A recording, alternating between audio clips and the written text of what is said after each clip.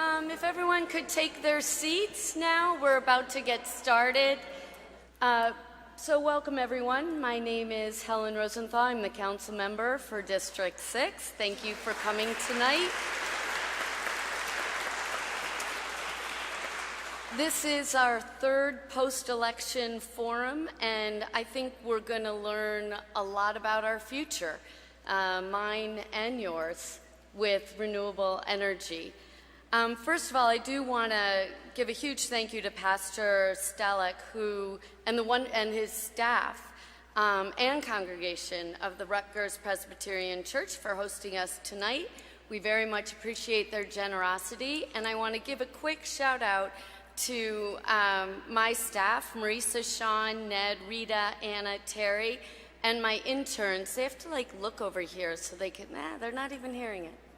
All right, I'm going to say it later when they come in, because then they'll get it. But everyone stepped up so beautifully, and especially Sarah Crean. If everyone could give her a round of applause. She worked so hard in pulling it together, and she's hiding. So I'm very pleased that this evening's event is accessible, both for those using wheelchairs and those with hearing loss. I want to thank the Mayor's Office of People with Disabilities and Accurate Communications for making this CART technology possible. Danae is here. If you could give her a round of applause. She's going to be working very hard tonight. So along with you, I'm deeply disturbed about President Trump's announcement that he plans to withdraw our country from the Paris Climate Accord and shirk our responsibility to combat climate change. Whatever vague justification that he gave about representing Pittsburgh and not Paris, I can tell you this: he didn't and he doesn't represent New York City.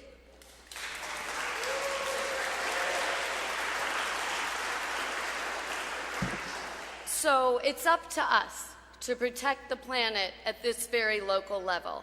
In the past 4 years, working together, the City Council and the Mayor have moved ahead to reduce emissions and prepare for the impacts of climate change, and we will continue to do so with or without federal support.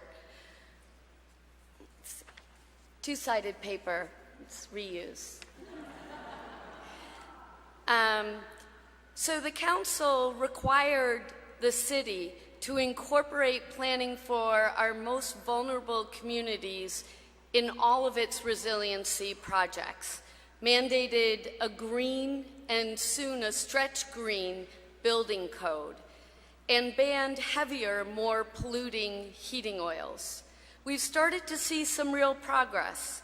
4,000 city-owned buildings are currently being retrofitted to use far less energy.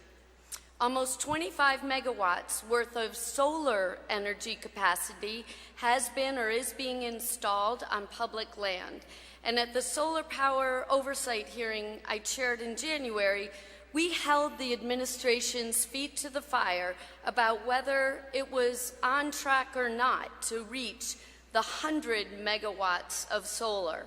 We also pushed the city for details about its contracting process with solar installers and its environmental justice and economic development goals.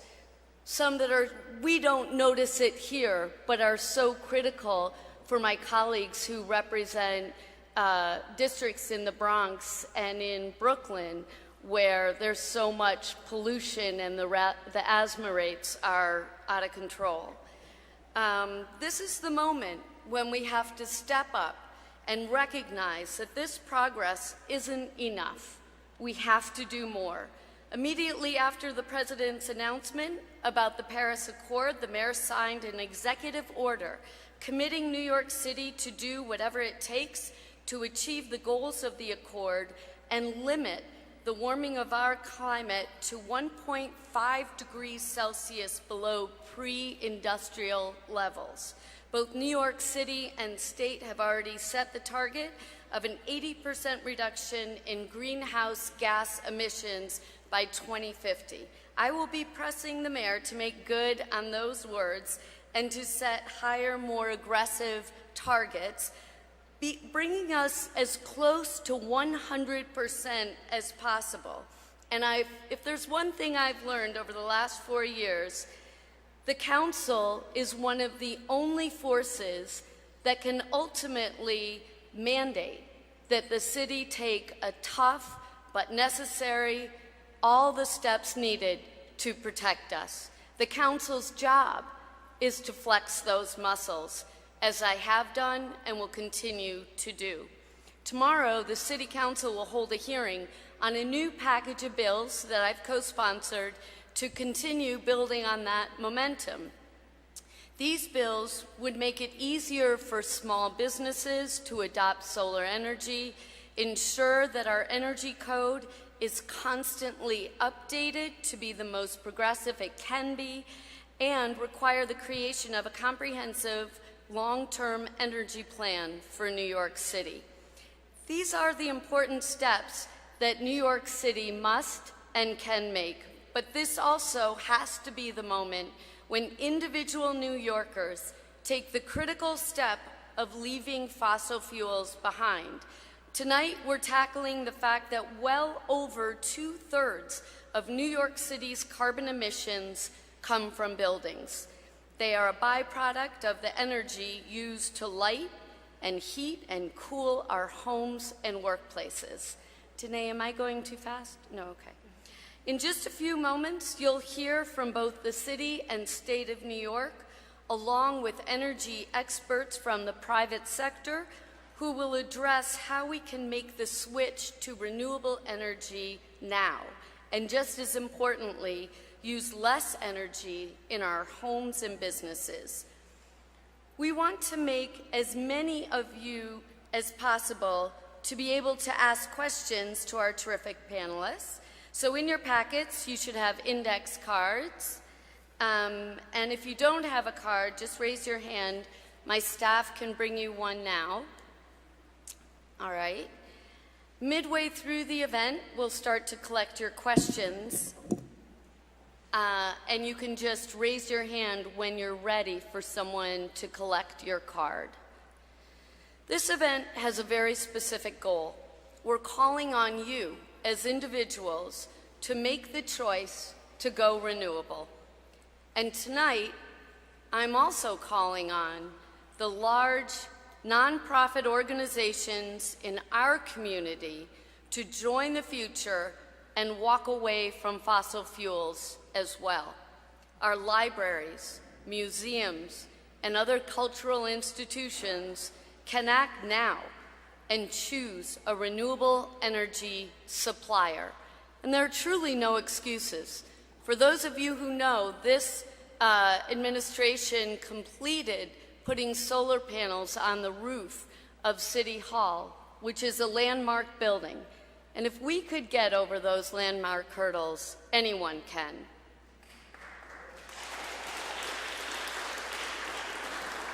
Before we get started, I'd like to recognize some of the people that have made this possible. A special thanks to District 6 residents, Madonna Alvarez and Russell Isaacs, who reached out to our office to help. Thank you for that. I want to thank my staff and especially my wonderful interns. Marisa, can you make sure they hear this? I'm thanking them. Hannah, Chelsea, Aaron, and Luis, and of course my staff, Marisa, Rita, Anna, Terry, Sean, Ned, and especially, again, Sarah Crean. Thank you to the Sierra Club of New York City for co-sponsoring this event and for being such a great partner. And finally, I want to recognize Dr. Lisa DiCaprio, without whom this event would never have happened. Lisa, we so appreciate your guidance, collaboration, and expertise.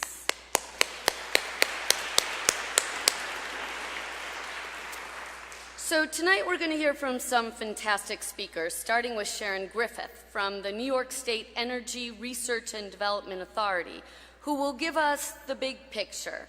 New York State energy planning and the REV, which stands for Reforming the Energy Vision process, especially as this pertains to renewable energy and greenhouse gas emissions reduction goals. Let's all welcome Sharon Griffith, Project Manager with NYSERDA.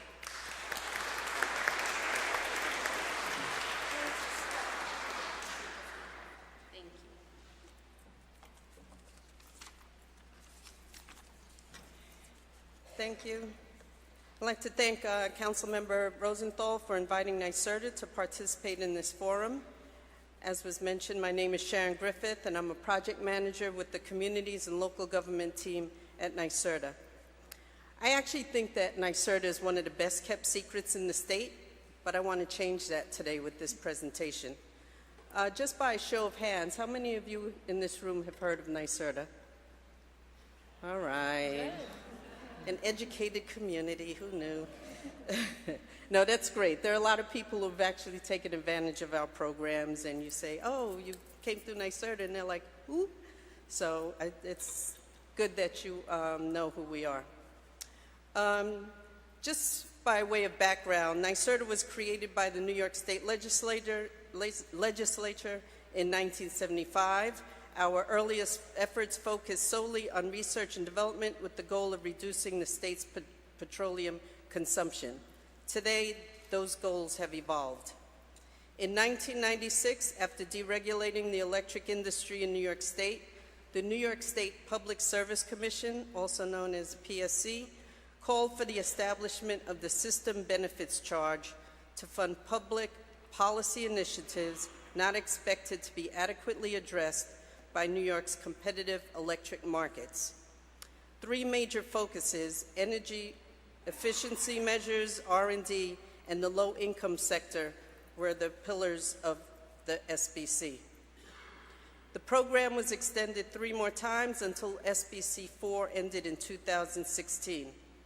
SBC actually shows up as a surcharge on everyone's electric bill in the state, except for NYPA, New York Power Authority, and LIPA, Long Island Power Authority customers.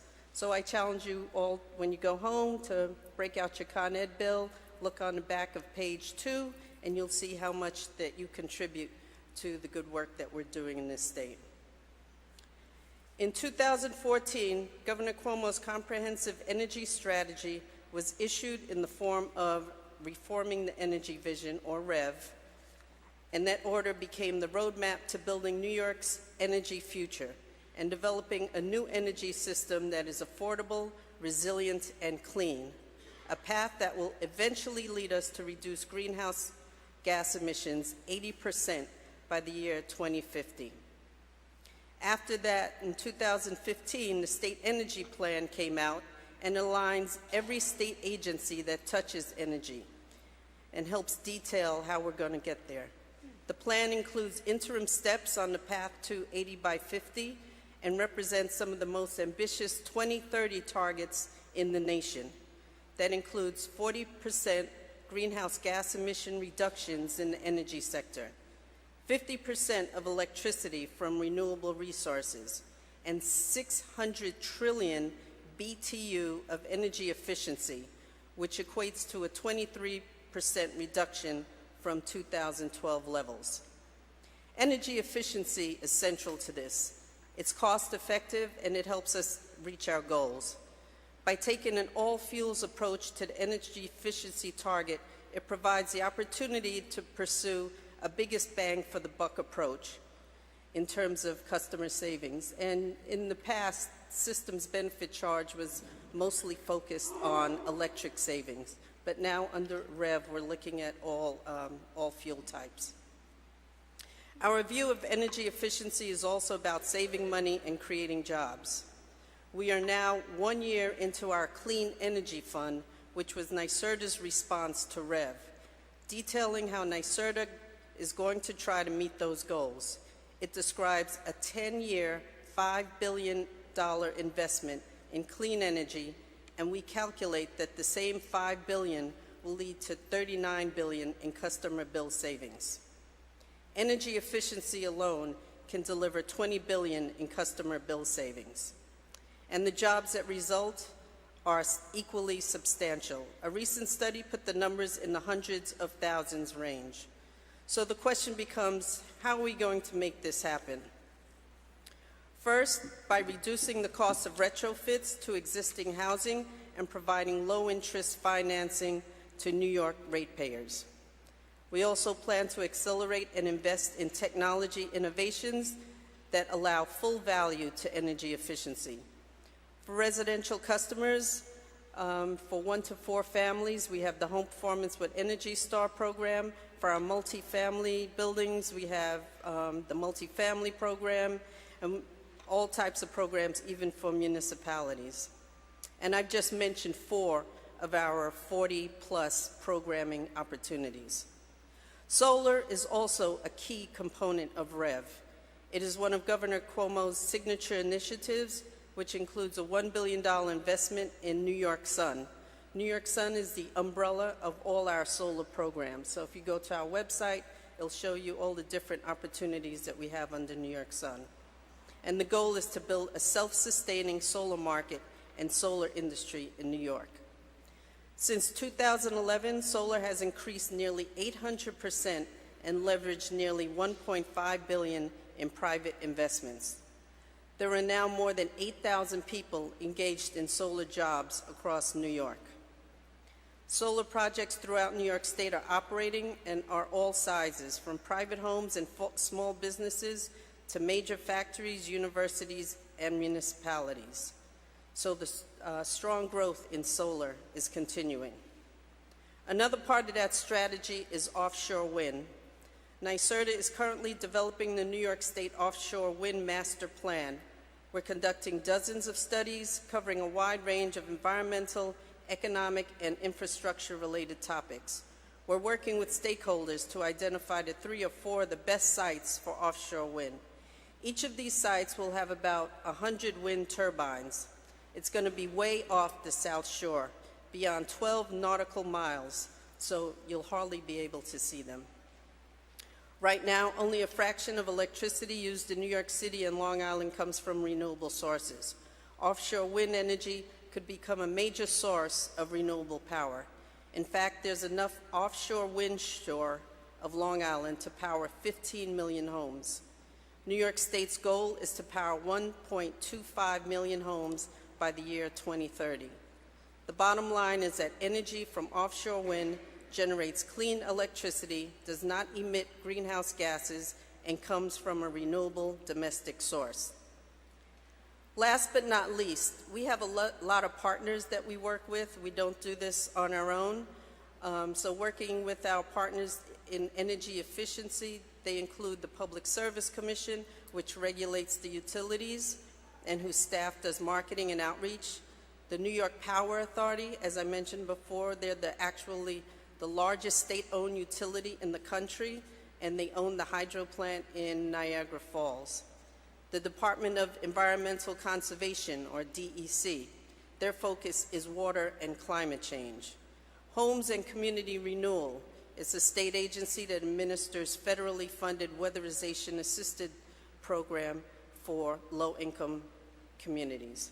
And then the Office OTDA, Office of Temporary and Disability Assistance, which administers the federally funded HEAP programs. And of course, there are utilities like Con Ed and National Grid and local municipalities who we also partner with.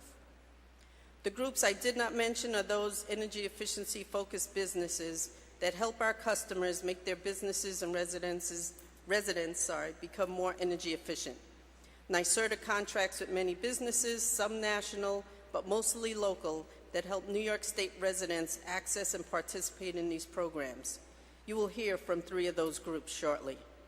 Each of them I've worked with over the years, and they are all very good at what they do. Energy efficiency is one of those rare and useful areas where there are many winners. This is why it is such an area of focus for New York. It is critical to the energy system that is right for New Yorkers: clean, affordable, resilient, and job-creating. As always, you can find information on our programs and our offerings at www.nyserda.ny.gov or by calling our toll-free number, which is 1-800-NYSERDA, if you have any questions. I actually work in New York City office. We're located on 36 and Broadway, 1359 Broadway. So if you ever want to see our green space, you're more than welcome to stop by. We're on the 19th floor. So thank you, and I hope to answer your questions when this is done.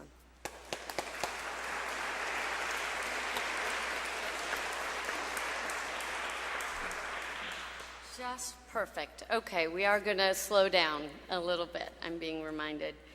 Next, I'm very pleased to introduce Allison King, a senior specialist in Con Edison's Distribution Generation Group. Allison will speak about the practical details, the various ways one can sign up for renewable energy through Con Ed, what an ESCO, E-S-C-O, is, Con Ed's role in energy delivery versus energy supply, and so on. Please welcome Allison.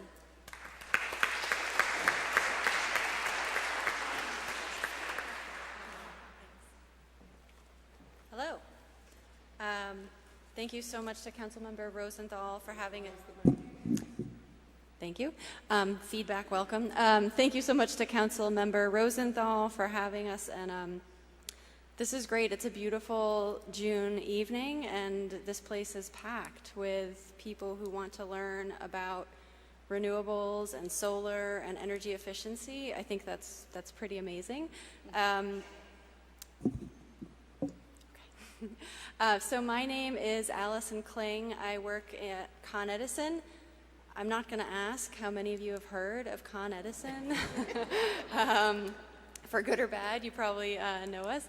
But I work in our distributed generation department. That's a group of us that work with customers like yourselves. We work with solar developers.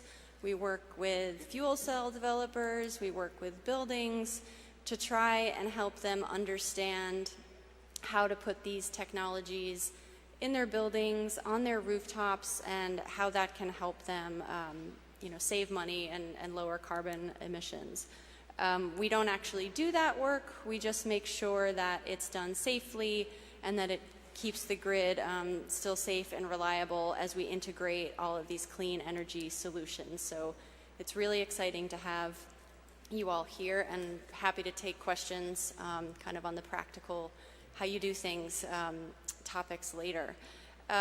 So I'm just going to speak fairly briefly on Con Ed's role, what we do, and then I imagine most people here don't live in a single family home with a huge roof, right? We're all in, big co-ops, multifamily apartment buildings. We might be renting. We might not even get a Con Ed bill. So you might think it's a little daunting to try and actually get some of these things done in your own apartment, but it's not. So you have a really, congrats to Sarah and the Sierra Club. This is a great packet, just reading through it before. Really good resources, and it actually kind of goes through a lot of the things I was going to mention here. So it's a great thing for you all to have.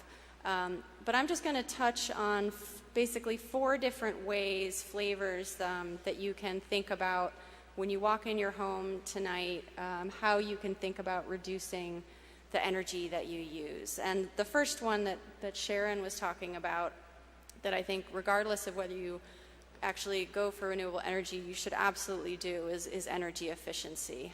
That's the first thing you should think about when you're looking at your light bulbs, your appliances, your thermostat, and that will help make any renewable purchase later on more economical and more efficient. So there's a lot of information from NYSERDA on their energy efficiency programs.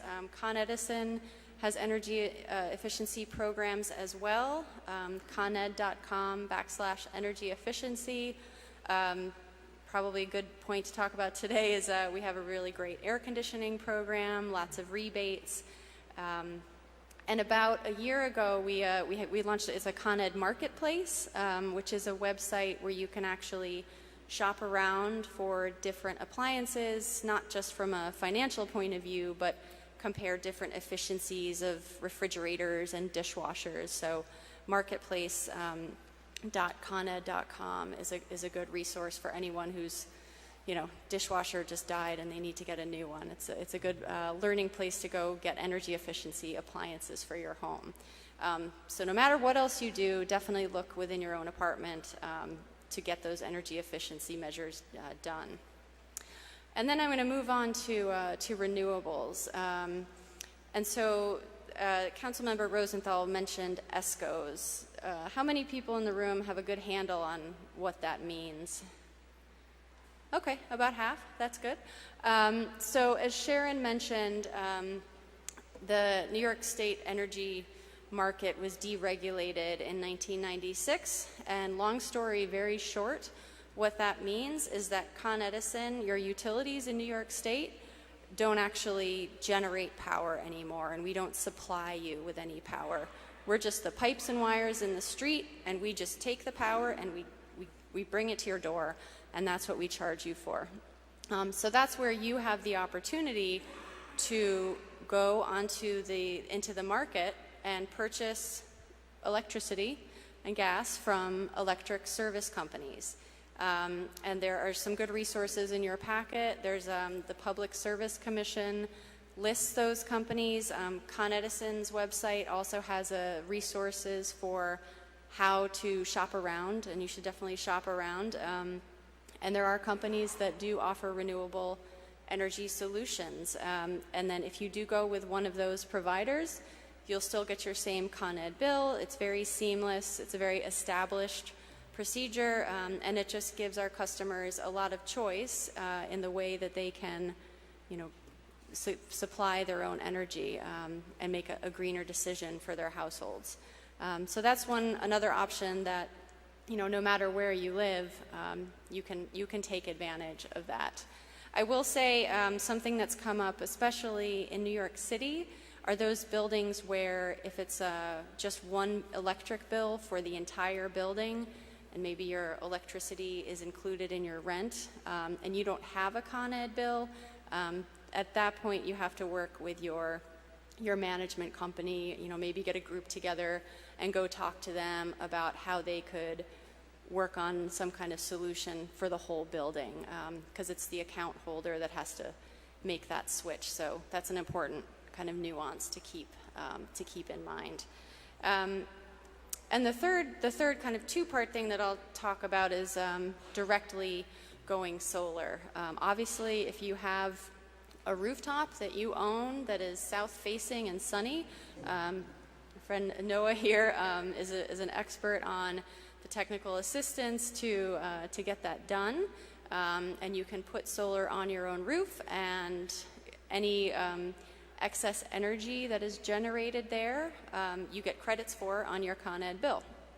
So that's a great win for our customers. We have a lot of customers in our service territory who have gone solar, probably 4,000 to 5,000 customers every year, and it keeps growing, and we're thrilled to see, New York City they've topped out over that 100 megawatt target. It's about 108 megawatts now in New York City, and it just keeps growing, so it's really fantastic.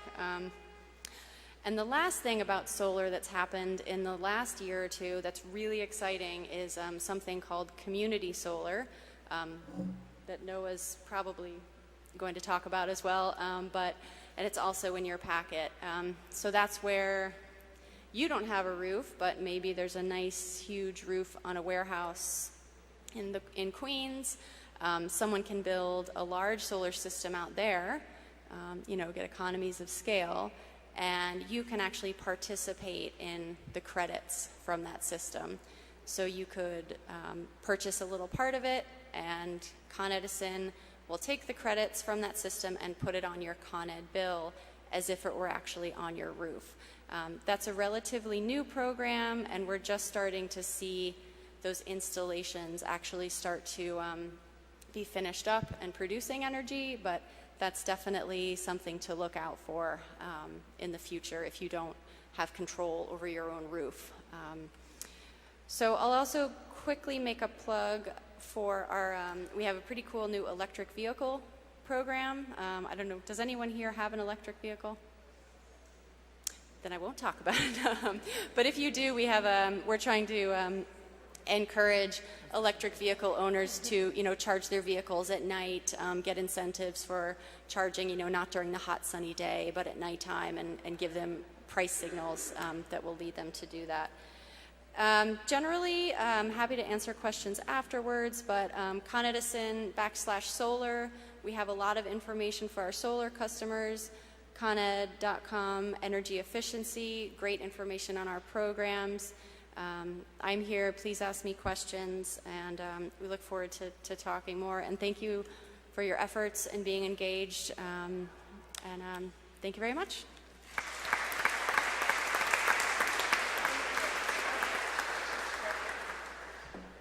Great.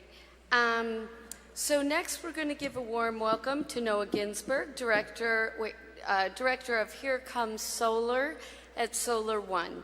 Noah will give us the big picture explanation of the ways in which solar is expanding throughout New York City, with a specific focus on ways residents and business owners on the Upper West Side may be able to access solar. Does anyone have questions yet where you've written it on the card and you want someone to pick it up? Okay, if you've written it on the card, just pass the card over to the central aisle, and then someone's coming through right now to pick them up. Great, and I'm going to ask you again after Noah finishes, but if we can give him a warm welcome, thank you.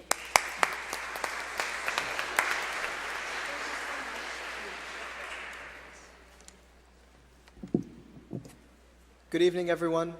And again, a thank you to Councilmember Rosenthal for convening this event, and thank you to all of you for being here on this beautiful evening where I think a lot of us might rather be outside enjoying the long hours of sunshine this time of the year. Really appreciate your dedication to the cause of combating climate change and being here and engaging in solutions. So as the council member, as I'm being told to slow down, as the council member said, my name is Noah Ginsberg. I'm the director of Here Comes Solar, which is a program of Solar One. Solar One is a local environmental education nonprofit. We've been around for about a dozen years, and our organization was founded on the belief that all New Yorkers can engage in solutions to climate change. So we work in New York City's public schools. We do K through 12 education in sustainability and clean energy technology. We have a workforce training program where we work with folks and train them in green buildings operations and maintenance, green construction, and solar installation.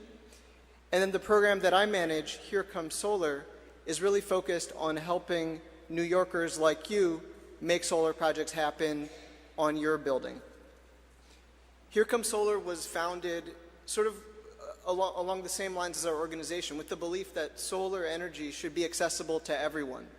Allison mentioned that putting solar on your roof can be a little bit more challenging for New Yorkers because our buildings we have more multifamily buildings, less single-family homes, and we have a denser built environment. That said, there are a lot of New Yorkers who are going solar. There are almost 10,000 solar installations in the 5 boroughs, and that number is growing every day.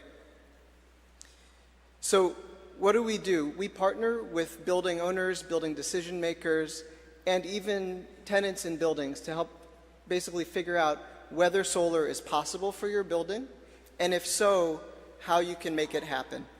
So it's really a technical assistance model where we'll work with you to figure out what would solar cost for my building? Is my building a good candidate for solar? What incentives am I eligible for? And would this be a good financial investment?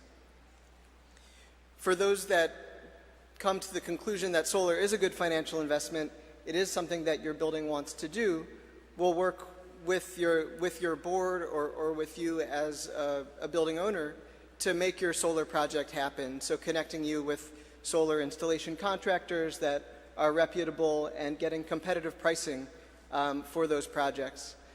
To date, in the last 3 years, we've helped about 150 New York City buildings install solar.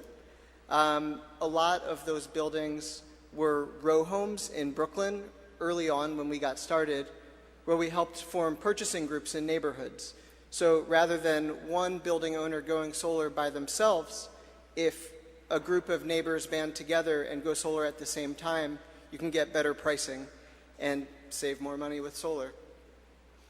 Last year, we shifted our focus where instead of working really just with single-family homes, we're working with multifamily buildings, a lot of co-ops, and a lot of affordable housing buildings here in the city to help them get solar installed. Quick show of hands, who here lives in a multifamily building? Okay, maybe a better question, who here does not live in a multifamily building? Okay, so a few. Another quick poll, who here lives in a co-op or a condo? Okay, it looks like the majority of folks in this room. And who here is a renter like me? Okay, so we've got a nice mix. So again, every building is a little bit different, and the opportunities for solar are going to be a little bit different depending on whether you live in a co-op, a condo, or you're a renter. I'm going to talk a little bit about solar basics, and then I'll talk about ways that you could engage in solar directly. So the basics of solar, I think a lot of you know this, but solar panels basically convert sunlight directly into electricity. The solar technology that's being installed today is really similar to the solar technology that was developed 40 years ago, 50 years ago for our space program. Really, the biggest change is that the efficiency has improved and the costs have come down to earth. So while solar used to be very expensive and inaccessible, it's now something that a lot of buildings are doing. There are more than 1 million installations across the US and 10,000 here in New York City. Solar technology is reliable. Solar panels come with a 25-year warranty. Another show of hands, who has anything with a 25-year warranty? Right, so I'm thinking about my iPhone, which I think came with a 12-month warranty.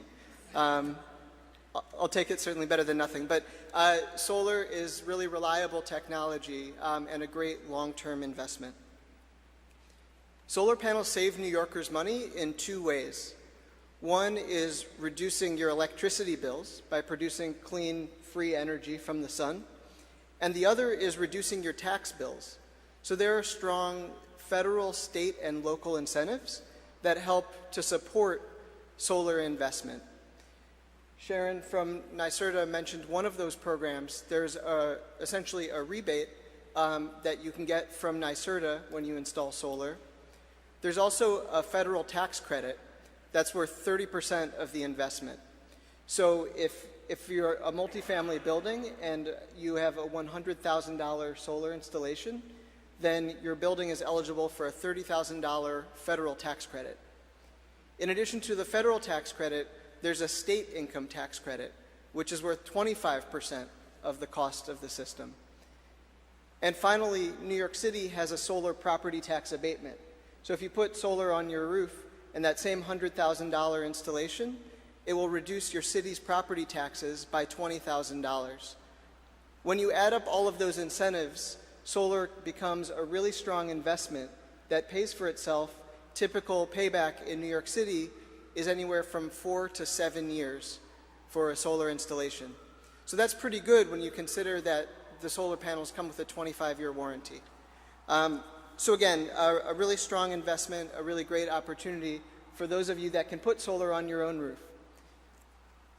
So now there's the rest of us who are renters. How can we engage in solar? So there is a new opportunity called Community Shared Solar, where you can participate in a remotely located solar energy system and receive credits on your utility bill. So this is really exciting for environmentalists and solar enthusiasts who want to participate in solar but don't control their own roof. And it's something that it's just now starting. So the first projects are coming online, but there still is a pretty limited supply of these solar projects. So something that you could consider doing If you're a member of a church, a synagogue, a mosque, or something like that, some organization that has a big roof, you could talk with them about maybe doing a big solar installation on that roof and then having you and other members of that community participate in that project. So whether you want to start a community shared solar project or you're looking at solar for your building, we're here and we're happy to help make it happen. Please do come and speak with me after the event. I'm happy to follow up with you about your building. Or if you have to run after this because you have to get home and eat dinner, make dinner, then you can visit our website, herecomesolar.nyc. And if you fill out our survey, then myself or a member of our staff will contact you about your building. Thanks so much.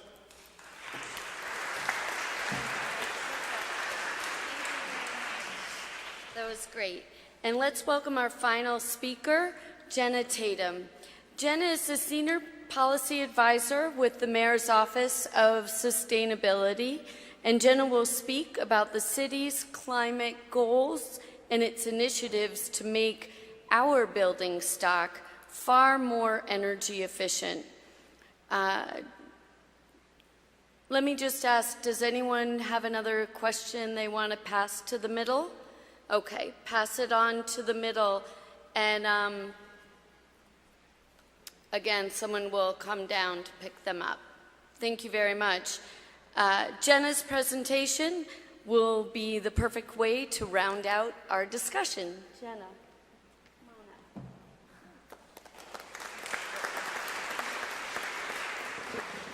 Hi, everyone. I want to echo everyone else's thanks to you all for coming out and dedicating your time to learn more about this incredibly important issue.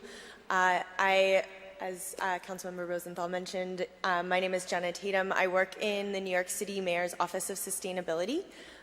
We are tasked with figuring out how to achieve our ambitious greenhouse gas reduction commitment to fight climate change here in New York City. In 2014, Mayor de Blasio committed to reducing New York City's greenhouse gas emissions by 80% by the year 2050. This is aligned with what the United Nations says is necessary to avert the worst impacts of climate change. So in New York City, we are committed to doing our part regardless of what is happening at other local or at other levels of government, and we are continuing this fight. So I am following a lot of presentations with a lot of great information, and so for those of you who may not have taken notes on every single piece of information, I have good news for you. We in the Mayor's Office of Sustainability have launched a program that is about helping you find the right resources among the many, many resources and programs that are available to New Yorkers. So I am here to talk a bit more about the New York City Retrofit Accelerator. I'm here with my colleague, Jen Silkowitz, who is a staff member at the New York City Retrofit Accelerator, which is a program that we've launched to provide completely free advisory services to anyone who's interested in making their building more energy efficient or investing in renewable energy. So you've heard from our state colleagues, you've heard from Con Edison and Solar One. If you are confused about anything that they have to offer, you can call the Retrofit Accelerator, and we will help you figure out what makes the most sense for your building. I was also happy to see that there are so many co-op and condo members in this audience, because you have a lot of sway in your building.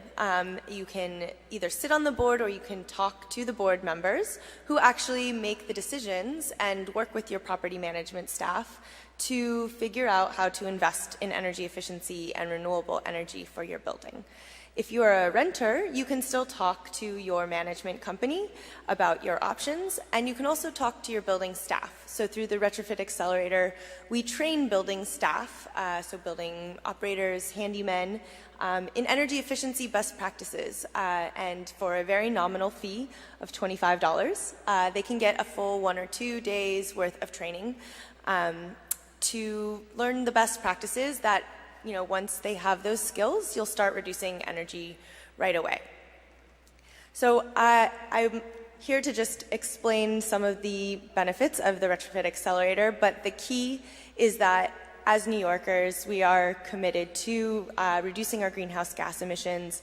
It's good for air quality, and it is also good for affordability. You can lower your utility costs, and the mayor is very committed to reducing the rent burden and energy costs for New Yorkers as well. So with that, I don't want to take too much longer. I think that, the Retrofit Accelerator is about working with you one-on-one to understand your building's needs, connecting you with the resources that are available through NYSERDA, Con Ed, Solar One, and others. I will also highlight that we're very committed to helping you reduce energy use from your heating systems as well. So you've heard a lot about renewable energy, and that's a very important component of the equation. But actually reducing energy use from your heating system and your hot water use in your buildings is just as important, if not more important, here in New York City. So I want to highlight this as a particular opportunity to explore. And for those of you who likely have steam heating, meaning you have a radiator in your apartment that releases heat and in the middle of the winter starts banging and clanging at all hours of the night and overheats many apartments, this is a huge waste of energy. And there are things you can do to fix them. And in fact, one of the key initiatives that our efficiency advisors are working on are helping New Yorkers reduce the energy waste from their steam systems and from their radiators. And this has the added benefit of making your apartments much more comfortable. You won't have to open your window in the middle of the winter anymore, just to cool off. And hopefully you'll be able to sleep better at night. I know we live in the city that never sleeps, but some of us want to sleep once in a while. So this is one of the other initiatives that we can help you with through the Retrofit Accelerator. And we can help you understand, really take a close look at your building, understand where the biggest opportunities are. For those of you where solar makes, it might be more difficult to do solar on your roof, you can still look at other opportunities, and our efficiency advisors can help you figure those out. So I will just end with that note, because I think the most important thing to take away from this is that the New York City Retrofit Accelerator has efficiency advisors who are here to help you out and answer any questions that may not get answered during this session. So I will end there, and thank you again for the opportunity to present. And yes, have a good day.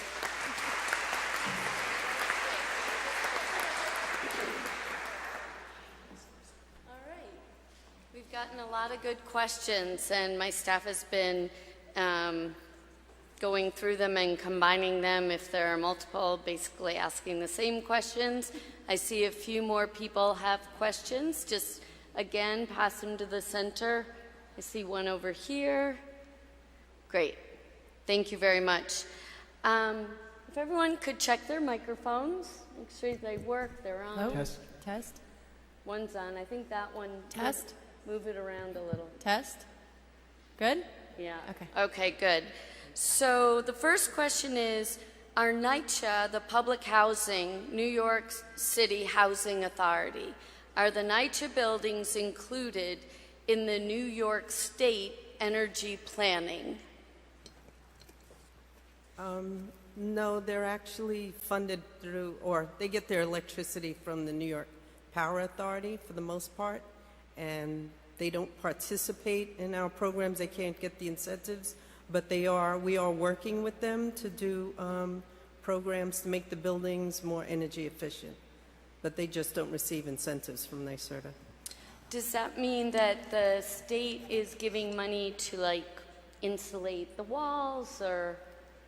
Not from us, because it's actually federally funded from HUD, and my understanding is we're working with them because there's kind of a disincentive for them to do the work, because they get a certain amount of money, and if they reduce their bills, the federal government will reduce the amount of money they get. So we're working to kind of work that out so that they actually get incentives for reducing energy use as opposed to being penalized for saving money. Okay, my head is going to explode. So I'm just going to move on to the next one. For those, Welcome to my days in city government. For those who are interested in learning more about NYCHA's sustainability plan, though, they have a sustainability agenda posted up online with a step-by-step set of initiatives that they are working on to make their buildings more energy efficient. So you can Google NYCHA sustainability agenda. Yeah.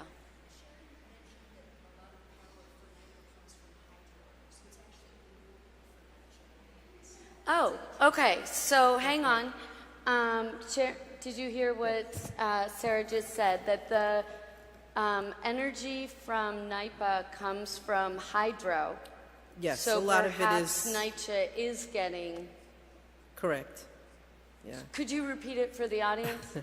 NYCHA, because they get power from NYPA, NYPA owns the hydropower in Niagara Falls. So theoretically, their energy is efficient or from renewable sources.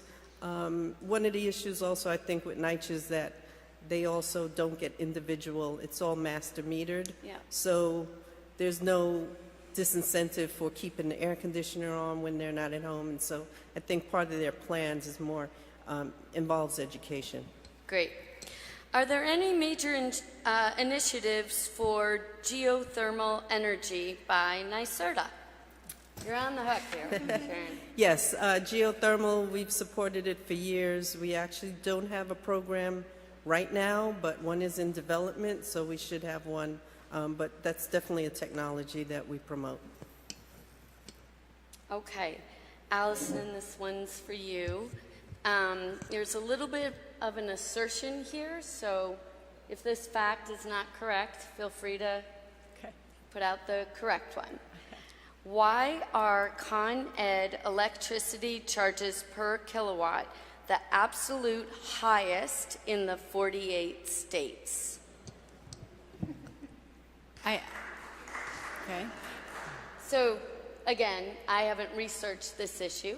I assume it's 48 because I think Hawaii is ahead of us. As worse? That's not good. So Con Edison sets, I don't want to get into the rate case thing, but we set our rates for delivery and transmission to our customers through a every 3-year rate case with the Public Service Commission. So we charge our customers to keep the grid maintained. If you've ever gone down the street and seen a hole being dug, in the street, and you see that spaghetti tangle of pipes and wires, Con Edison has a very, very reliable, dense underground network.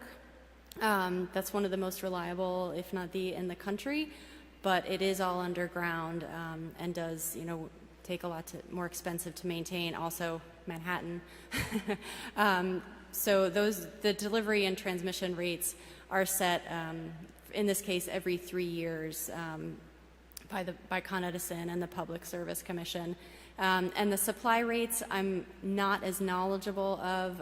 Those are the pass-through costs that we purchase energy on the wholesale markets. I think it's largely natural gas powered, so that fluctuates with the supply prices, and we pass that through to our customers. Where are we in the 3-year cycle? So this is the first rate year, so 2017, 2018, and 2019. And actually, Con Ed delivery rates, I don't believe, had gone up in the 4 or 5 years prior. So, Did they go up in this cycle? yeah, in the last rate case, they went up. Why is it taking so long? Again, but I'm with them. Why is it taking so long to implement offshore wind production? What can be done to accelerate this? That's not my area of expertise, but I do know that the first offshore wind farm in the United States is being built right now off of Block Island. Hopefully they'll generate tourism in Long Island because you can actually see it from there. A lot of it is NIMBY. The NYPA tried to start an offshore wind farm years ago, and people in Long Island complained they didn't want to see them. So there's always forces fighting against change. But right now we're pushing ahead. Again, There was an auction that NYSERDA participated in, but we didn't win. So there's a lot of offshore now being developed. How about off the Far Rockaways? Is the issue that the federal government has to approve it? Yes, I believe it comes from them, yes. Okay. What are the projected returns, the IRR, for the community solar projects? Somebody really knows their stuff. Anyone? Yeah. That's a great question. So the most common way that people participate in community solar projects is through a subscription. And the idea is that you pay for solar energy and the rate is going to be a discount versus what you would otherwise pay to Con Edison. So what that discount is, it still is kind of being figured out because there aren't that many projects online yet, but something around 5%, 10% discount for participating in a remotely located community shared solar project is what we've heard. Well, to follow up on that next set of questions, why is buying renewable energy so much more than purchasing traditional Con Ed energy? That's a great question, and I think that that's probably referring to energy services companies, or ESCOs, that sell green power at a premium. So those companies are buying renewable energy credits from maybe upstate wind farms or hydroelectric dams, and they're basically buying those and then reselling them down here in the city. So there is a premium associated with that. The hope and the promise of community shared solar is that it will be able to deliver electricity to New Yorkers at a discounted rate. And really the challenge is finding the sites. If you look around New York City, there isn't a lot of big open land, and there aren't a lot of huge roofs where you can put large solar installations. So that's really the challenge that we're working through right now with community shared solar. Why does Con Ed need the middleman, need the ESCO? Why can't Con Ed just purchase it directly from the upstate wind farms or solar?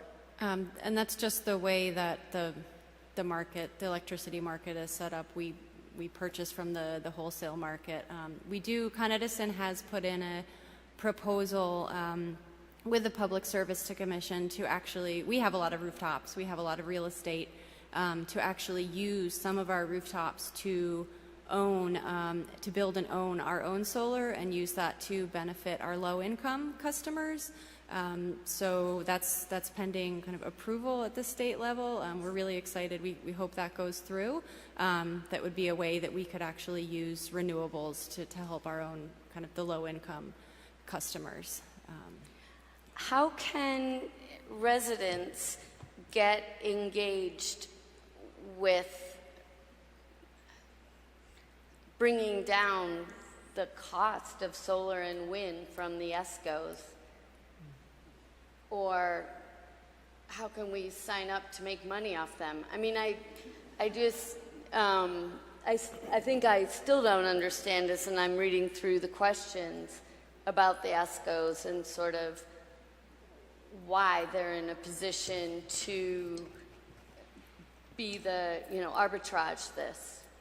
Well, before deregulation, Con Ed was the only game in town, so in terms of competitiveness and hopefully bringing down the price, it was opened up. So as was said before, Con Ed actually is not supplying you with electricity, they're just delivering it. So the price of electricity, as far as I know from wind, has actually come down because we have a lot of wind farms now upstate. So that price has come down, but because it's competitive, the prices fluctuate. I think you could go on the PSC's website and see what each ESCO is charging. It's more about being an educated consumer and looking at where you're getting your electricity from. And you'll notice on your Con Ed bill, it's actually the third page has who you're getting your electricity from. And if you don't choose that ESCO, Con Ed will choose it for you. And it's just a random choice. So if you want to have control over where it's from. Yeah, so it's just if you don't choose it, actually we just buy it for you, not from a particular ESCO. So So you might have heard of Con Ed Solutions. So Con Edison, the pipes and wires company, we're the regulated utility, the delivery company. That we do have some unregulated kind of sister companies that are heavily invested actually into clean energy across the country. One of those is Con Ed Solutions, which used to sell kind of retail electricity, but no longer does so. They just provide kind of energy efficiency solutions. So that is just one. If you see Con Ed Solutions or heard of it before, that's a different company. Do you have a recommendation today about whether we should buy the month-to-month or lock in a year-long amount?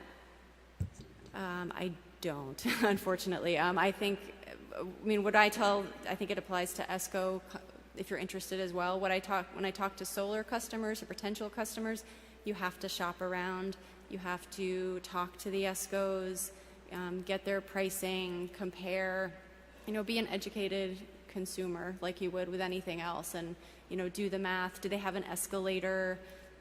How long is the contract for? And just look from one company to the other on what makes the best sense for you. Can I just ask, are the ESCOs regulated by anyone? Yeah, they are by the Public Service Commission. I mean, it's a competitive business, but it is a regulated. Could you just talk for a minute about the Public Service Commission? Is this a state thing? Who's on it? If you weren't ready to talk about it. It is a New York State agency. Public Service Commission, I think, is just a common term for agencies that regulate utilities. They also have something to do with communications and some of the cable companies. But yes, their biggest job is and the commission is literally a commission with commissioners, and the ex-president and CEO of NYSERDA today just became officially the chair of the Public Service Commission. Who appoints the members? That's through the board, but it's chosen by governor and other people. So we Just have a the new governor or anyone else besides the governor? You mean the Public Service Commission? Yeah. I believe it's just the governor. Can we go online and read about the backgrounds of the people who are on there? Yes, definitely. NYSERDA's board actually consists of the heads of 4 state agencies, head of a couple of utilities, and then maybe 4 at-large people that are chosen by the state. So we have a new president and CEO. Unfortunately, I don't remember her name. She was just chosen today, Yeah. and she's a woman. That's good. No, are we going to jump in there or no? Yes. Not on that one. I was going to jump back to your last question, which was about how people can engage with these kinds of clean energy options and make them more affordable. And for community shared solar, again, I would say if you're a member of a congregation or you're affiliated with an institution that has a large roof and you think that they might be interested in hosting a community shared solar project, that's one great way that you could actually directly engage and help make solar happen right here in your community, and do so in a way that's going to deliver benefits to that institution as well as potentially reducing your bill. Can I also just add to that? I think wasn't really stated well is that we do have a lot of financing that's available for solar. NYSERDA offers a couple of different loan options, including one called on-bill recovery, where you can actually pay back the loan on your Con Ed bill. So that's a nice option. Sorry to sound cynical, but can we go back to the Public Service Commission? How do we know that the fox isn't guarding the chicken coop? I guess I'll jump in there really quickly and just say that there's a really active environmental advocacy network and a lot of organizations that are really engaged in all of these cases that are brought to the Public Service Commission. So the NRDC, the Association for Energy Affordability, the City of New York. There are a lot of entities that are monitoring these cases closely and weighing in. It's completely public. All the documents are public. So not to say that a conservative and,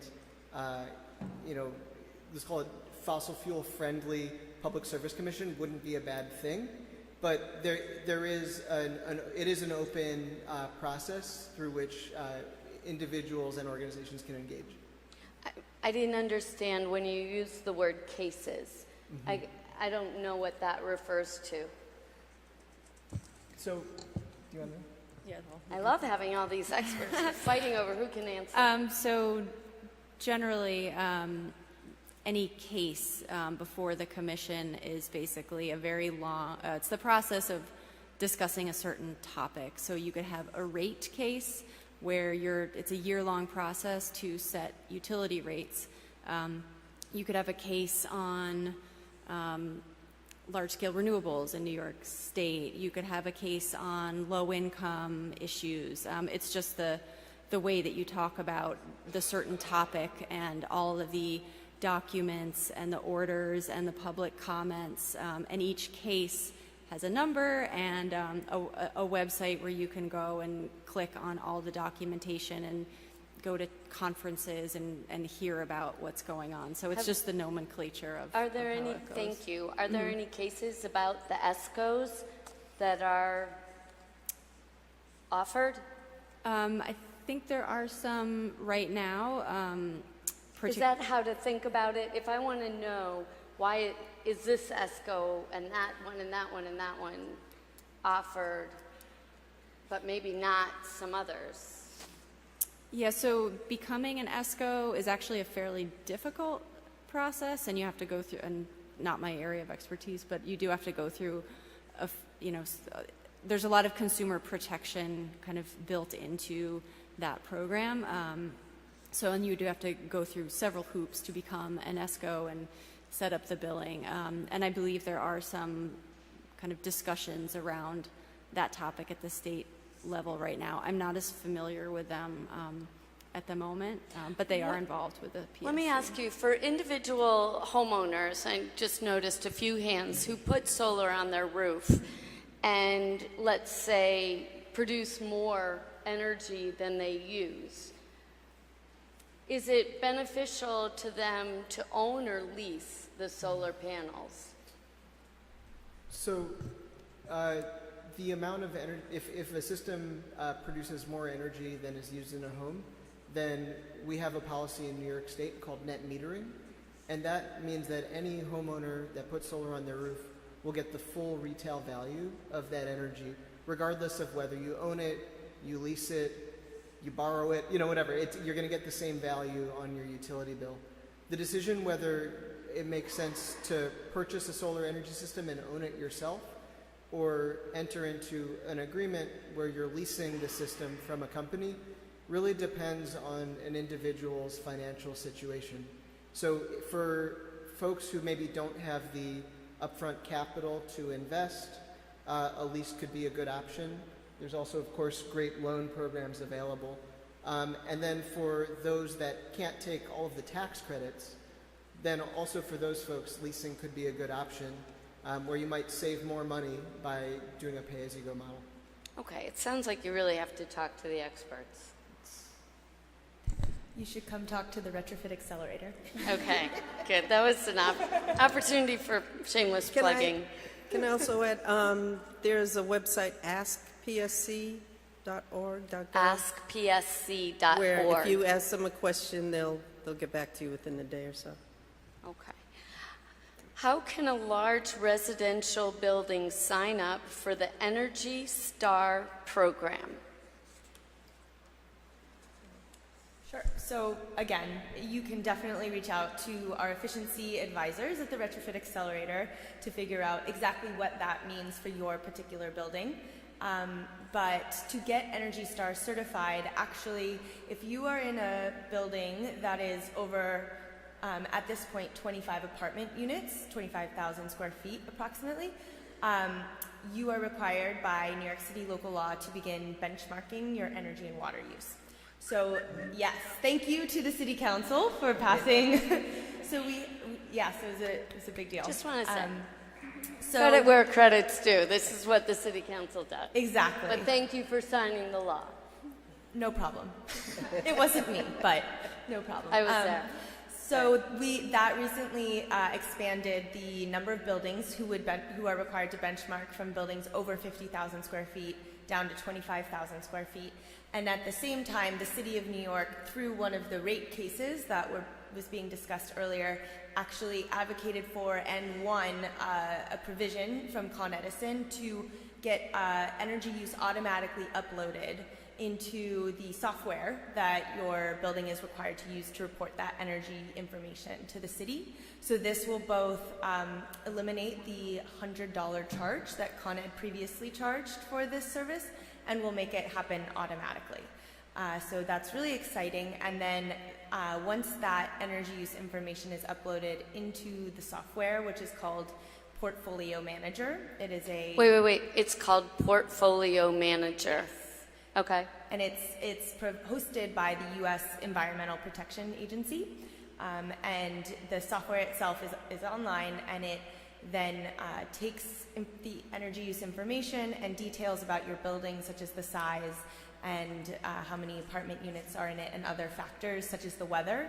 And if you have enough of that information, it will provide an Energy Star score. And if you achieve very high level of energy efficiency and you achieve an Energy Star score of a 75 or above, you can in fact get one of those nice Energy Star plaques for your building. But the Retrofit Accelerator efficiency advisors can help you through all of those steps if that is of interest. I'm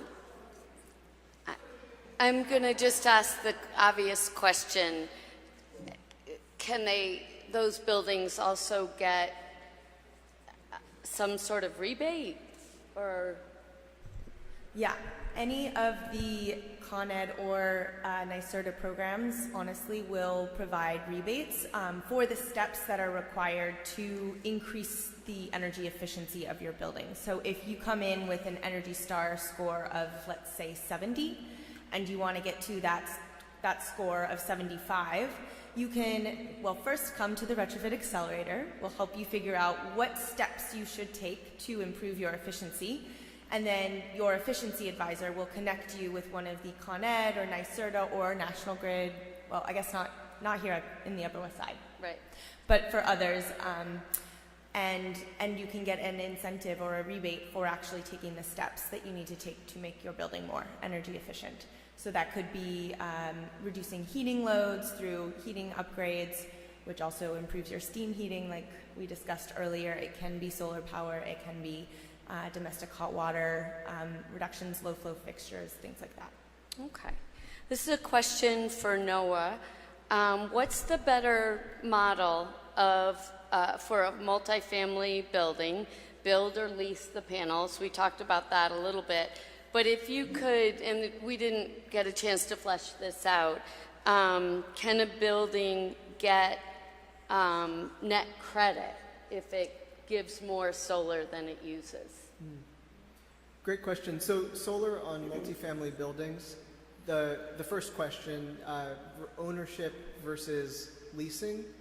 Ownership is a lot more common here in New York City. There are not very many companies who even offer a leasing product for multifamily buildings. Again, if you reach out to us at herecomesolar.nyc, we're happy to look at your building with you and figure out what financing options are available.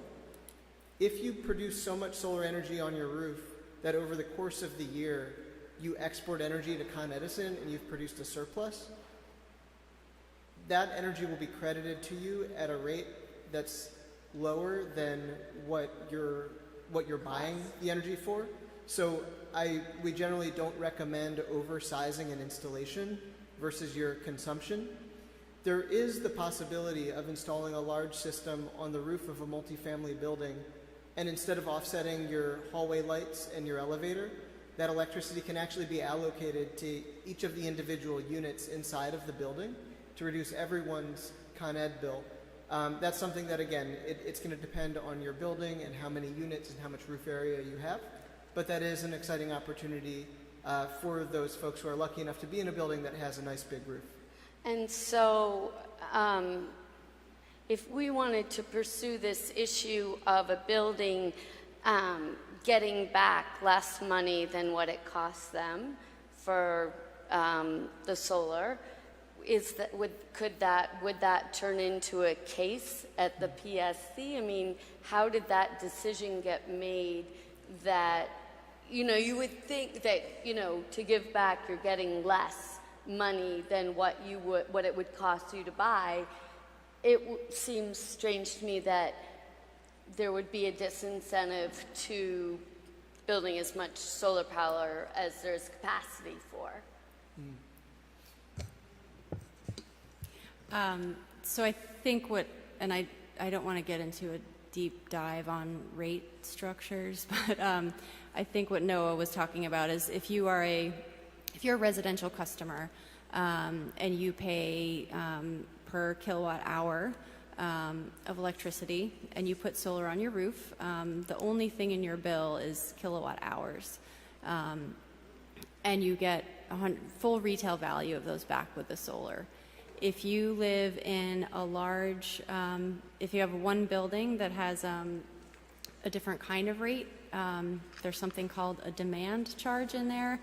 And I know it's late at night, but basically that is the capacity of the electric system and service, reserving that capacity to be able to bring that to your building. And that always has to be there. So it's just that the credits from the solar, the part of the bill that it can offset is a little different for those larger buildings. Okay, let's move on. I'm making a hash of it, but it's you do get credits back. Okay. Another question for Sharon. Can the City of New York take advantage of the New York State tax credits for solar? I'm sorry. Sorry.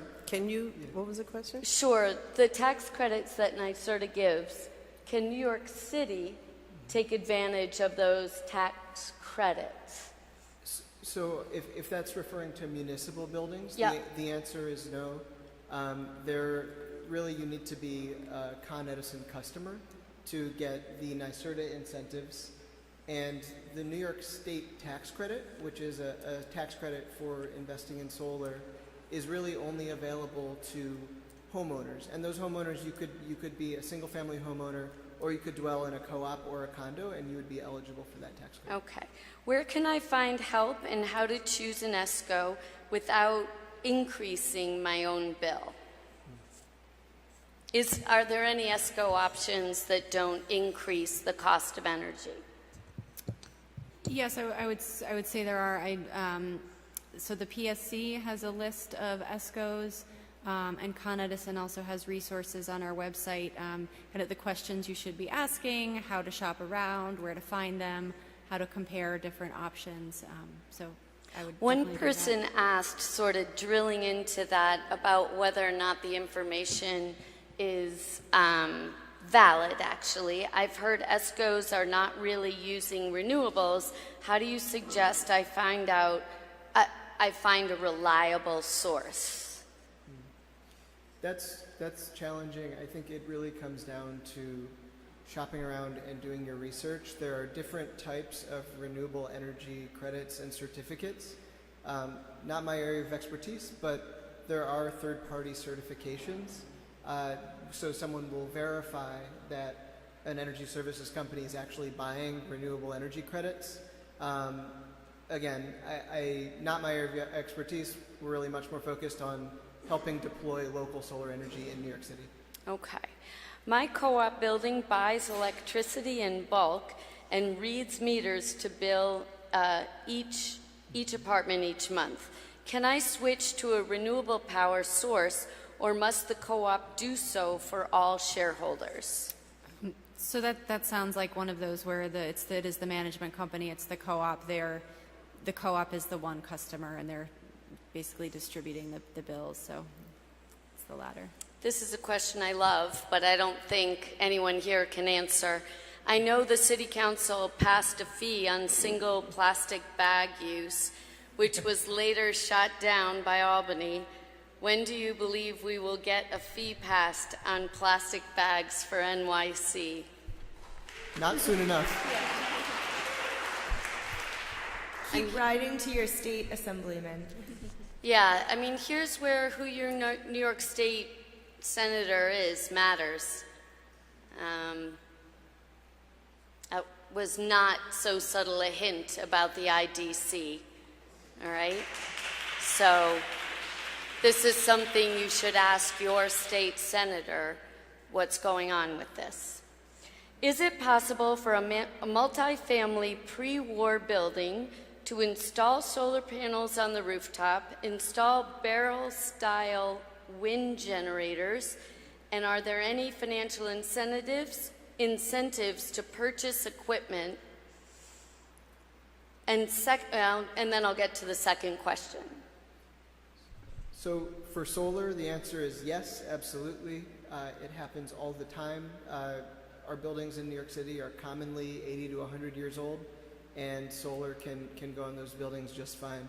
In terms of wind turbines in New York City, they're a lot less common. I'm not saying that it's not possible, but getting those permitted from the New York City Department of Buildings is going to be more challenging because they do have moving parts, whereas solar doesn't have any moving parts, so it tends to be easier.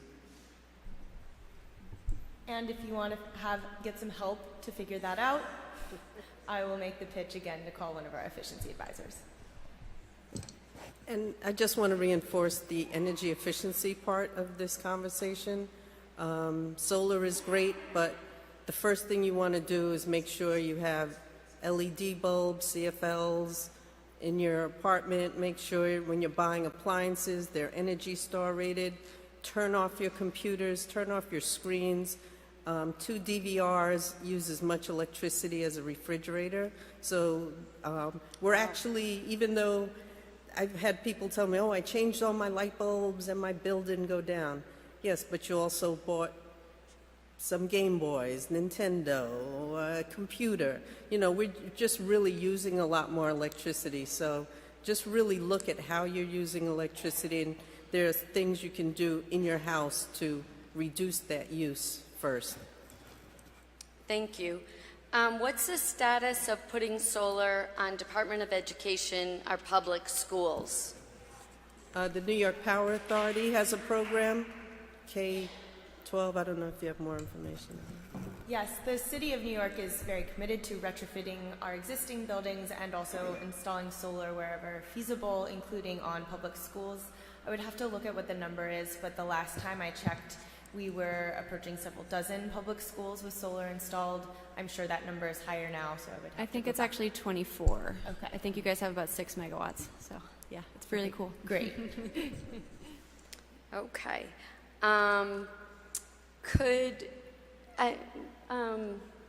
You started talking about this, Sharon, but could you go into a little more detail? I'm hearing that there's demand for some more individual apartment efficiency information. Or if anyone has that, just... I would definitely like to echo Sharon's comments. Please. Yeah, energy efficiency is absolutely the first place to start. It is, you can realize some of the most cost-effective energy and GHG, greenhouse gas reductions, by first investing in energy efficiency. So that can be investments within your own apartment, as Sharon was discussing, in terms of buying energy efficient appliances and using smart strips to make sure that appliances that are plugged in are not draining the electricity out of the socket.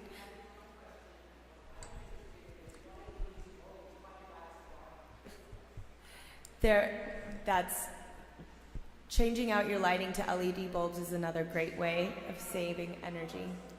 Okay. I would also like to highlight, though, that here in New York City, heating and hot water actually account for the greatest share of greenhouse gas emissions from buildings. So while electricity is very important to reduce, it is just as important, if not more important, to think about your heating system. And that's more difficult because you, as an apartment dweller, might not regularly go into your boiler room, but your building staff does, and your property manager really should know what is going on with the heating system in your building. And there are pretty straightforward fixes. They're ranging from simple tune-ups and tweaks all the way to replacing your entire boiler system that will have enormous impacts in terms of reducing your environmental footprint of your building as a whole and reducing costs. So I really encourage you to think about, not just the solar and the electricity, but also what's going on in your basement, where you are in fact burning fossil fuels on site in many cases to heat the building. And if you're replacing your heating system, you might want to look at a combined heat and power system, which actually converts some of the excess heat from your heating system into electricity, thereby reducing the building's electricity. So there are a lot of new technologies that are coming out that you might want to look at also. Ductless mini splits, which look like the air conditioners. They're on the wall, but they don't go through the wall. But those are very efficient ways to cool and also, if necessary, heat your home. I'm sorry, could you just spell that, what you just said, Sharon? I just want to make sure that we have it right. Ductless, so D-U-C-T-less, mini splits. And we'll probably have a program incentive for that by the end of the year also. Okay.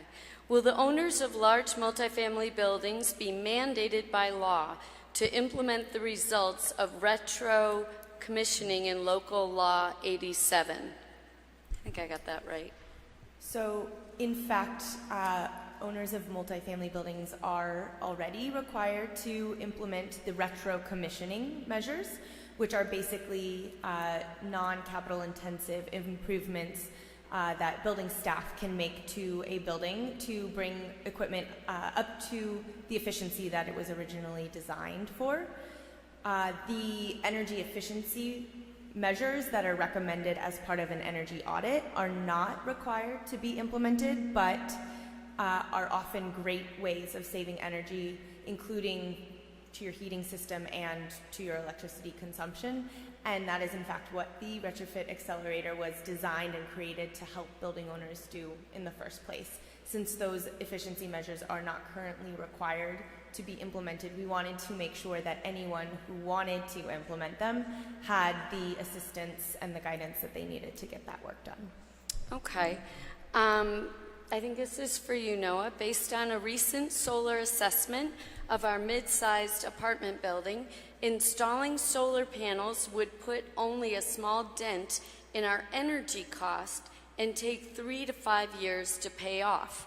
If we wait for a few more years, is there any real reason to think that solar collectors will become more efficient, costs will go down, and it will become practical for us to go solar? If so, how long do you recommend we wait?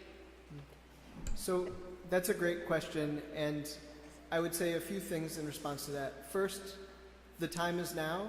There are really strong incentives available for solar today that we don't know if they'll be here tomorrow, and in fact, many of them are designed to phase out over the next 3-4 years. So costs may come down, but incentives will go down too. And to your point about solar just putting a small dent in your building's entire operating budget and energy footprint, I think that really highlights the point that many of my fellow panelists are raising, which is that solar is not the only solution. Solar is part of a more holistic solution that involves energy efficiency upgrades, replacing old and inefficient appliances, and it could be that that system that will only produce, it'll only offset, say, 25% of your common area electricity. Maybe as you start upgrading your appliances, that 25% is going to grow to 40% or even 50%. And the last thing I'll say is that 3 to 5 year payback on a solar installation is fantastic. Yeah, that's very fast. Sorry, I didn't mean to interrupt. I happened to know that. What is the Con Ed plan for buyback of solar microgrids?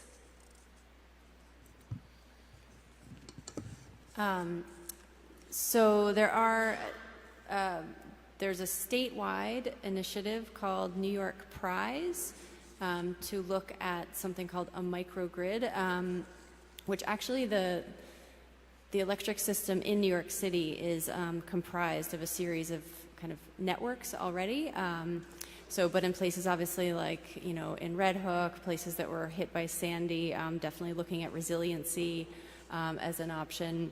And there's, I'll give credit to New York State where it's due for kind of funding communities where they're looking at microgrids where, if the grid is to go down, they can kind of operate their own electric system. And then while they're developing that, they can look at things like solar, what are the clean distributed energy technologies that they can use to make that grid run. So that is a process through New York State, and Con Edison is working with those groups. I think they're on a second phase now of projects that actually look like they have some pretty good technical feasibility, and they're getting some funding from New York State to move forward and actually design some of these systems. I don't know exactly where they are right now, but it's New York Prize if anyone's interested, and some pretty cool things going on there. Does my buying from an ESCO have any effect on growth in total percentage of renewable energy in our system? If so, how? I think I'll echo some of Noah's comments here. I think that's the thing to do, is to check on kind of where that renewable energy is coming from that they're purchasing. Is it, something that you're adding to, new renewables in New York State, or are they buying RECs from out of state? That's just part of the homework to do when you're looking at an ESCO. And a piece of it too, I think, is just thinking more holistically about your role. So maybe we as consumers, maybe the electricity that we buy with green attributes isn't literally causing another wind tower to pop up. But when we say that renewable energy is important to us and we say it with our wallets, then that sends a market signal that could help support growth. This is for Jenna. How many buildings are painting their roofs white? And is that still something that the city is recommending as an option? Yes, absolutely. And we've actually expanded the New York City Cool Roofs program to include cool neighborhoods, which is paired with both painting roofs white and planting more trees to help offset the urban heat island effect in particularly vulnerable neighborhoods.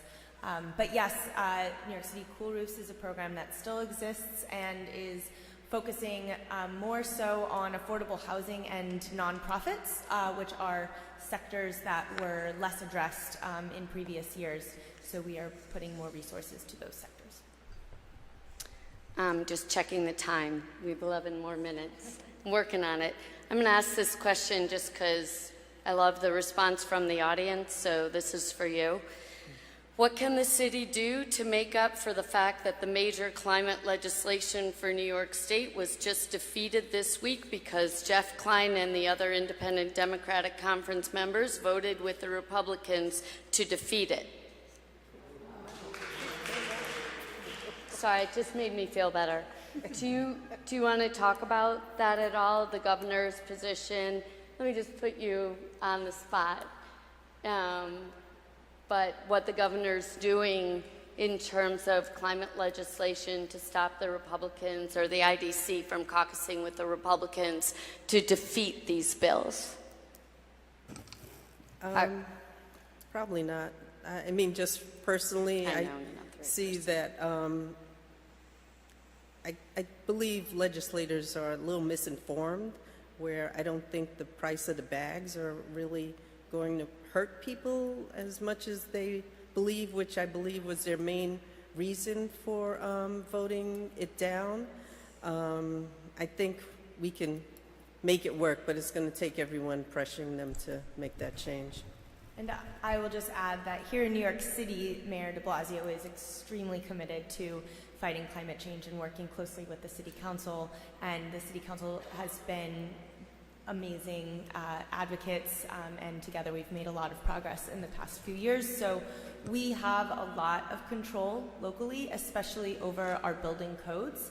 And so do not fret too much about what is happening at the state, because buildings are contributing about 70% of our greenhouse gas emissions right now in New York City, and we have complete control over our codes locally. So that is a lot of power that we have here in New York City. The oil and gas industry will not willingly and quietly give up control of energy supply. What is happening to them and suppliers in terms of reducing rates, if anyone knows? Well, I will say that oil suppliers have been good partners with us as we have phased out heavy heating oil. We actually completely phased out number 6 heating oil as of July 2015, which is a huge accomplishment that happened in just 3 years from when the regulations moved forward. And we are now working toward phasing out number 4 heavy heating oil, which is the next sort of highest polluting form of heating oil. So oil distributors are actually working together with the city to make this happen, and I think we are encouraged by that fact. It's also being helped by the economics of natural gas versus oil prices, but something to look to in the future is that eventually we will need to move completely away from fossil fuels, and as I mentioned before, buildings are still burning gas or even the lighter forms of oil. They are fossil fuels, and these are being burned in our boilers. So eventually we will need to look for options that transition away from natural gas and oil for many buildings, and we are looking at technologies such as the one that Sharon mentioned earlier, such as air source heat pumps. A ductless mini split is a type of air source heat pump that uses electricity to provide both heat and cooling for a building. That is a long-term strategy that the city is working on studying now together with our utility partners and the state, but something to keep an eye on in the sort of long-term time horizon. That was really helpful. Did you get that, Danae? Okay. No, it was really important. Thank you. Our old building is will finally be individually metered for electricity for each apartment. Can each unit choose its own provider so that the building has mixed choices? Yes, absolutely. It's each account holder can make their own choice. And then also that means that each account holder can participate in community solar, whether it's on your roof or somewhere else in New York City, so you can, actually see the direct savings from energy efficiency measures. So that really opens up the door to a lot of choices and options for those apartments. This is a long one. It's an energy efficiency question. How come office buildings are still kept so cold so that employees need to wear sweaters? What can we do about that? And the same issue when the lights are kept on overnight.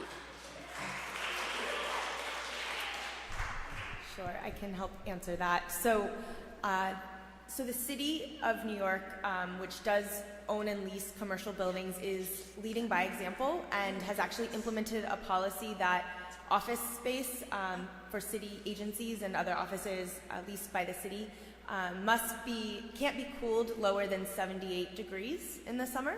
And that's actually based on research that shows that employees are most productive up until that temperature.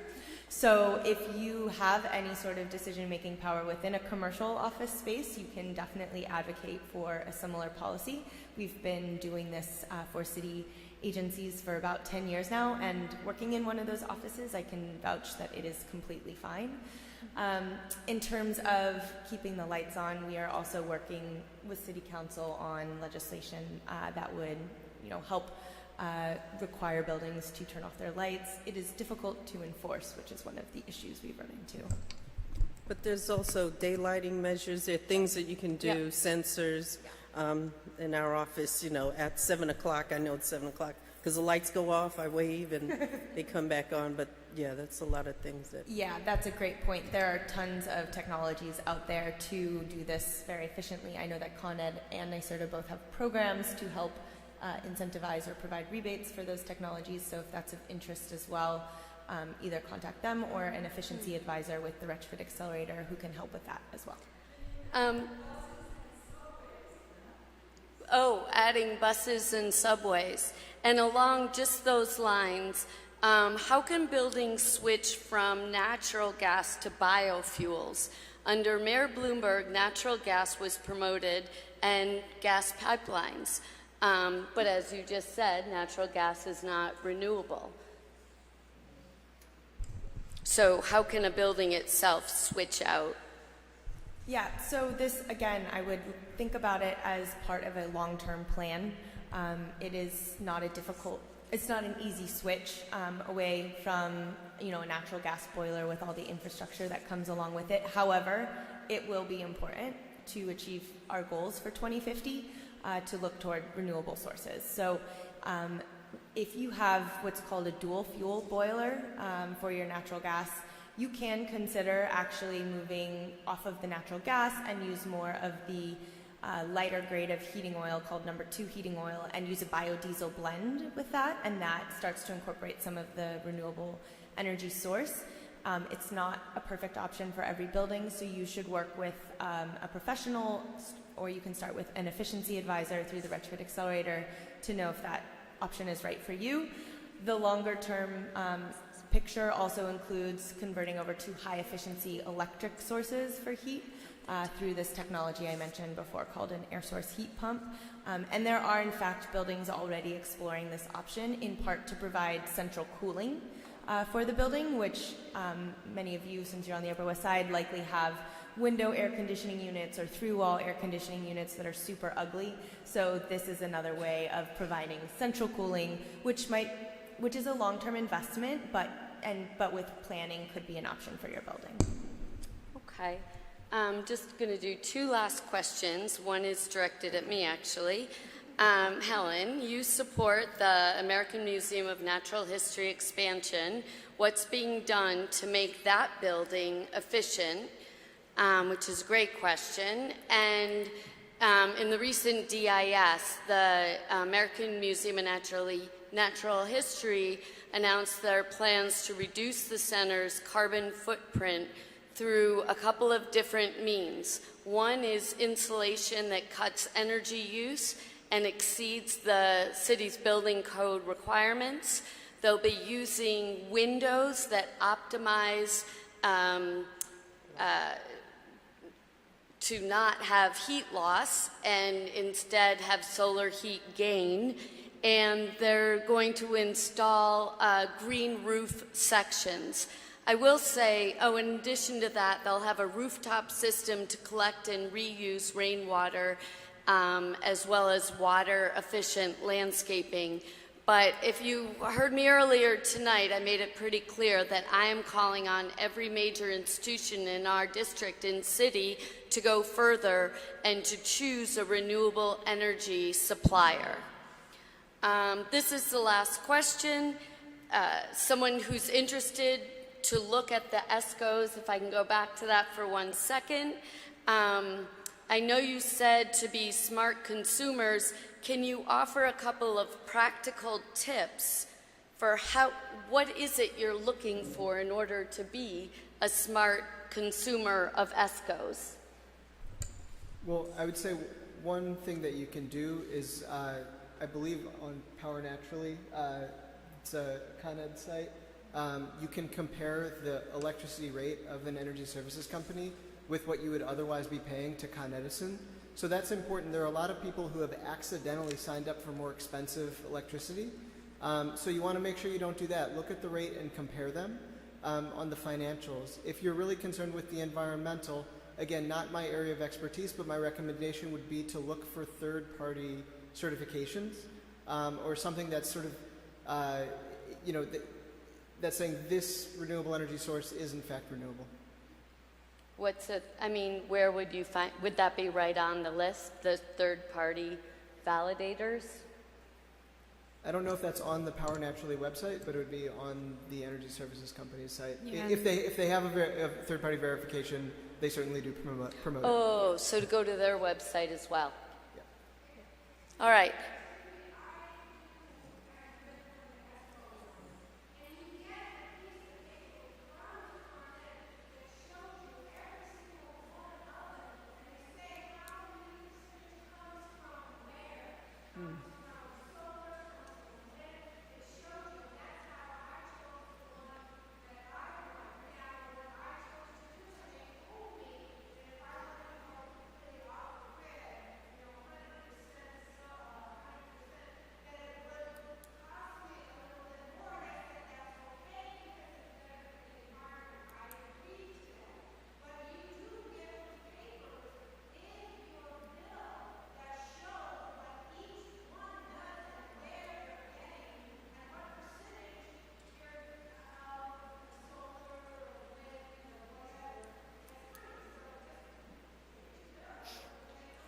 Once again, on the Upper West Side, neighbors helping neighbors. Thank you very, very much. I want to thank Sharon and Allison, Noah, and Jenna, and all of you for staying through this whole thing. This has really been incredibly informative. Thank you very much.